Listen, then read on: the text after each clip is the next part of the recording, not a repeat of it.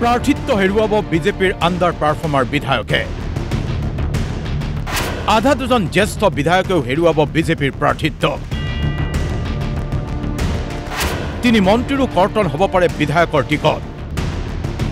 60ৰ ঊৰ্ধৰ বিধায়কৰ কৰ্তন হ'ব 26ৰ টিকট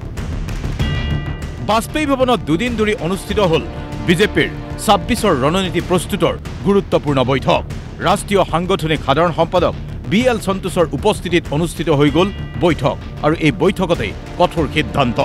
প্ৰাৰ্থিত্ব হেৰুৱাব বিজেপিৰ প্ৰায় 1 কোটিৰো অধিক মন্ত্ৰী বিধায়কে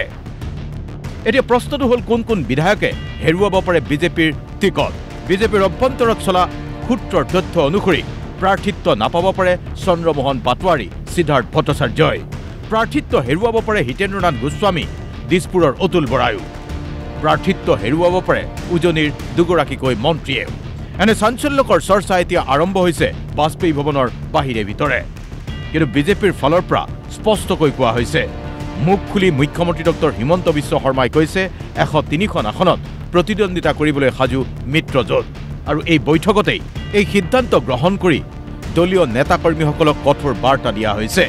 103খন আসনত মিত্ৰজোঁট হিচাপে কাম কৰাৰ আহ্বান বিজেপিৰ নেতৃত্বৰ স্বয়ং মুখ্যমন্ত্ৰীয়েও কৈছে বিজেপিৰ টাৰ্গেট হ'ব 103খন আসন মিয়া অধ্যুষিত সমষ্টিত প্ৰাৰ্থী নিদিয়ে বিজেপিয়ে এই ক্ষেত্ৰত বৈঠকত চলা চৰ্চা অনুসৰি মিত্ৰজোঁটৰ প্ৰাৰ্থীক জিকোৱাৰ দায়িত্ব ল'ব লাগিব বিজেপিয়ে 26ৰ নিৰ্বাচনৰ বাবে ৰণনীতি সাজু কৰা বিজেপিৰ বৈঠকত এনেকেতবোৰ চৰ্চা চলিছে আৰু ইয়াৰ মাজতেই নামনি অসম ভ্ৰমণ কৰা মুখ্যমন্ত্ৰী ডক্টৰ হিমন্ত বিশ্ব শৰ্মাই মুখ খুলিছে বিজেপিৰ 26ৰ নিৰ্বাচন সন্দৰ্ভত বিজেপি বা আমাৰ এলায়েন্সত যিসকল আছে আমাৰ জনগাঁথনিৰ ভিত্তিত আমি 103টা সমষ্টিতে যাব পাৰোঁ তাৰ মানে নহয় যে আমি 103টাতে জিকিম কিন্তু আমাৰ কাভাৰেজ বা আমাৰ ফুটপ্ৰিণ্ট 103টা সমষ্টিত থাকিব অসমত বিজেপিয়ে প্ৰত্যেকবাৰেই যুৱ শক্তিক প্ৰাধান্য দিয়ে আৰু নতুন কেণ্ডিডেট আমি প্ৰত্যেকবাৰে আগবঢ়াওঁ এইবাৰ নতুন কেণ্ডিডেটৰ সুবিধা বেছি কাৰণ ইলিমিটেশ্যনৰ ফলত 10টাৰ পৰা 15টা নতুন সমষ্টি হৈছে য'ত আজিৰ দিনত কোনো MLAও নাই কাৰো টিকট কাটিব নালাগে গোটেই সমষ্টিবিলাকেই নতুন তো ডিব্ৰুগড় তিনিচুকীয়াতে মাকুম এটা নতুন সমষ্টি হৈছে আমাৰ ধেমাজিত চিচিৰ বৰগাঁও এটা নতুন সমষ্টি হৈছে লখিমপুৰত আমাৰ ৰঙা নদী এটা নতুন সমষ্টি হৈছে আমাৰ কাৰ্বি আলঙত আমৰি এটা নতুন সমষ্টি হৈছে গতিকে অৰ্গেনিকেলি